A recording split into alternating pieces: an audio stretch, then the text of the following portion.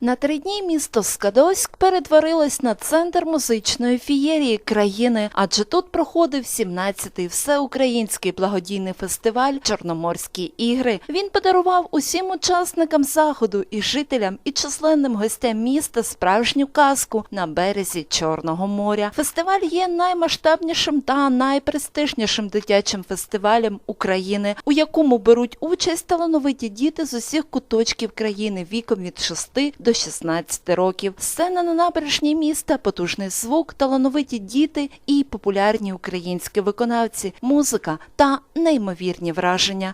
Ти виходиш на сцену, це я вам як артист, і тебе зносить. Ваша енергія, вони аплодують, і ти думаєш, як би зараз заспівати добре, тому що вони такі талановиті діти.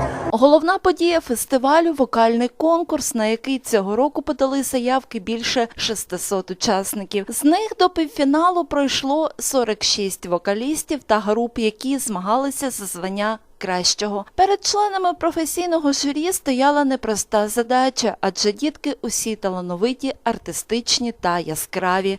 Уровень конкуренции растет. В этом году было рекордное количество заявок на участие. Сегодня мы уже знаем победителей первых премий. Сегодня будем знать, кто выиграет гран-при. Я доволен тем, что в этом году приехало очень много звезд, чтобы поддержать детей. Это для детей важно. Важно в том плане, что это не просто музыкальный конкурс, он выходит за рамки общения детей с артистами, с членами жюри, с педагогами. Это дает возможность детям уже уезжать отсюда с хорошим багажом знаний, особенно те дети, которые решили стать потом в своїй житті професіональними артистами. Впродовж усіх етапів фестивалю членами журі був професійний зірковий десант, відомі фахівці музичної індустрії та мас-медіа. Відомий український співак «Золотий голос України» Олександр Пономарьов цього року не лише дарував свої пісні глядачам, а й входив до складу журі, оцінюючи конкурсантів. Зізнається, що останнє для нього було набагато складніше. Якщо ти виходиш на сцену, ти маєш мати що сказати людям. І якщо ти вмієш це зробити, то тебе можуть почути навіть, якщо ти не маєш дуже великого вокального діапазону.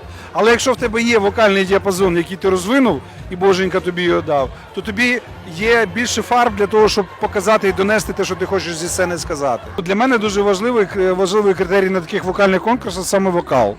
І тому я достатньо придирливо, знаючи, вже бачачи, скажімо, моменти, над якими треба працювати тій чи іншій дитині, розумію, що треба робити і як оцінити. А вони до мене підходять після виступу, всі майже, і запитують, що їм треба робити далі. Я підказую. Грандіозний гала-концерт 17-го всеукраїнського благодійного дитячого фестивалю «Чорноморські ігри» та церемонія нагородження володара гран-прі стали фінальним акордом фесту. За результатами голосування всіх членів журі володаркою найвищої нагороди фестивалю гран-прі вокального конкурсу «Чорноморські ігри» стала 15-річна Валерія Фурман з міста Кривий Ріг. Всем привет, и я до сих пор в шоке, я не могу осознать то, что я получила самый главный приз на этом фестивале, ведь это очень много для меня значит, и на самом деле я до сих пор не знаю, что сказать. Много людей меня поддерживало на этом фестивале, за что я им очень сильно благодарна, и я просто хочу дальше нести свою музыку,